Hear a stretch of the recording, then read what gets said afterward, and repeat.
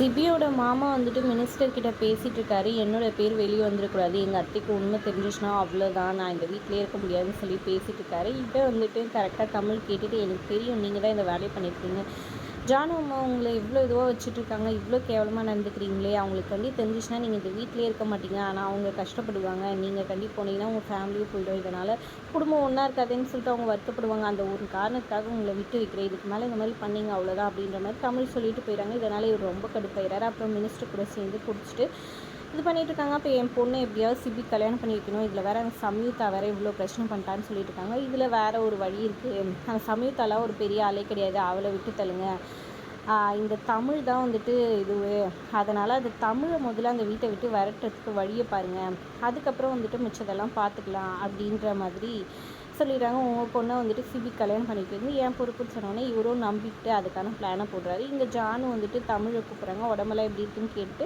சரி வா நம்ம இன்றைக்கி கல்யாண புடவை எடுக்க போகலாம், வீட்டில் இருக்க எல்லாரையும் கூட்டிகிட்டு சொல்கிறாங்க. இல்லை பசங்க 2 பேரும் வீட்டிலே இருக்கட்டும், அம்மாவுக்கும் தலைவலி, அதனால் அம்மாவும் வரமாட்டாங்கன்னு சொல்கிறாங்க. சரி நானே வரேன்னு சொல்லிட்டு தமிழ் மட்டும் வந்துட்டு கிளம்புறாங்க. எல்லாருமே கிளம்பி போகிறாங்க. அப்போ சிபி வந்துட்டு சம்யுக்தா கூப்பிட்டுக்கிறாங்க. கல்யாண புடவை எடுக்கணும்ல, அவள் தானே பொண்ணுன்ற மாதிரி சொல்கிறாங்க. ஜானு ஒன்றுமே பேசாமல் இது பண்ணாங்க. வெண்பா தான் ஏன் மருமகன்னு சொல்லிட்டு ஒரு பக்கம் சிபியோட அம்மா அவங்கள கூப்பிட்டுக்கிறாங்க. இப்படி எல்லாரும் கிளம்பி போகிறாங்க. கரெக்டாக ராமச்சந்திரனோட கடைக்கு காவேரி டெக்ஸ்டைல்ஸ் தான் போகிறாங்க. அங்கே போயிட்டு விஜய் வந்து வாங்க வாங்க என்ன பார்க்கணுன்னு சொல்லி கேட்க, கல்யாணம் போடுவேன்றாங்க. ராமச்சந்திரன் இல்லையான்னு சொல்லி கேட்க, இது என்னோட கடை, அதெல்லாம் பழைய போர்டு, நான் வந்துட்டு எடுத்துகிட்டு விஜய் டெக்ஸ்டைல்ஸாக மாற்ற போகிறேன்ற மாதிரி சொல்லிட்டு இருக்காங்க. என்ன நடக்குது இங்கே, ராமச்சந்திரன் எங்கே அப்படின்னு சொல்லி கேட்டிருக்கேன். இங்கே பாருங்கள் அதான் சொல்கிறேன்ட்டு ஒரு மாதிரி ஜானு மரியாதை இல்லாமல் பேசுகிறாங்க. விஜய் அதை கேட்டு ரொம்பவே கோவம் வந்தது சிபியோட மாமாவுக்கு. அவங்க யார் என்னன்னு தெரியுமா, மரியாதை கொடுத்து பேச அவ்வளோதான் உனக்குன்னு சொல்லிட்டு கோவமாக பேசிகிட்டு இருக்காங்க. அப்போ கரெக்டாக கண்மணி வராங்க.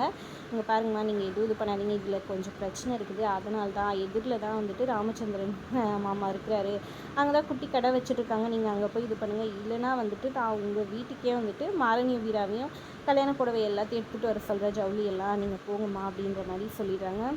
என்ன பிரச்சனைன்னு சொல்லி கேட்குறாங்க. ஒன்றும் இல்லைம்மா எல்லாம் சரியாக போய்டுன்னு சொல்கிறாங்க. நீங்கள் எவ்வளோ உதவி பண்ணியிருக்கீங்க, ரொம்ப நன்றின்ற மாதிரி சொல்லிவிட்டு நான் எடுத்துகிட்டு வர சொல்கிறேன்னு அமுச்சு வச்சுறாங்க. அப்புறம் எல்லோரும் வீட்டுக்கு வந்தோன்னா மாரணும் வீராவும் ஆட்டோவில் புடவெல்லாம் எடுத்துகிட்டு வராங்க. அப்புறம் எடுத்துகிட்டு வந்தோடனே எல்லாம் இறக்கி வைக்கிறாங்க. தமிழ்கிட்டலாம் பேசிவிட்டு கூட்டிகிட்டு வராங்க. உள்ளே வந்துட்டு பண்ணாங்க. அப்புறம் சிபி எல்லாரையும் கூப்பிட்றாங்க. ஜானு அப்புறம் எல்லோரும் புடவை எடுத்துக்கங்கன்னு சொல்கிறாங்க. தமிழ் கம்முன்னு நிற்க, நீயும் எடுத்துக்கோமான்னு சொல்லிட்டு ஜானு சொல்கிறாங்க. அப்புறம் அவங்களும் உட்காந்து பார்த்துக்கிட்டு இருக்காங்க. அப்போ இசை பாப்பாக்காக வந்துட்டு நம்ம சிபி வந்துட்டு ஒரு ட்ரெஸ் எடுத்து கொடுக்குறாரு. அப்புறம் எல்லோரும் ஆளாளுக்கு எடுத்துகிட்டு இருக்காங்க. சமயத்தை வந்துட்டு விலை அதிகமான புடவை வேணும் அப்படின்னு சொல்லி கேட்க, நான் தான் கல்யாணம் பொண்ணுன்னு சொல்லி அவங்க ஒரு பக்கம் கேட்குறாங்க.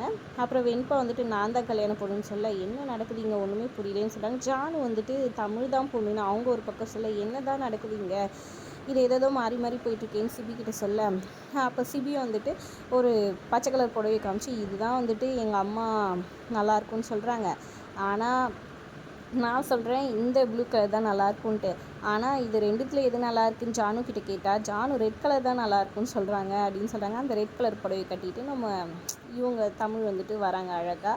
அப்படியே சிபி மெய் மருந்து பார்த்துட்ருக்கிறாரு. அதாவது புடவையை வச்சு சம்யுக்தா, வெண்பா, தமிழ் இவங்க 3 பேர் பற்றி எக்ஸ்பிளைன் பண்ணிகிட்ருக்காரு மாறன்கிட்ட நம்மளோட சிபி. அடுத்தடுத்து என்ன நடக்க போகுதுன்றதை நெக்ஸ்ட் எபிசோடில் பார்க்கலாம். வீடியோ பிடிச்சிருந்தா லைக் பண்ணிக்கோங்க.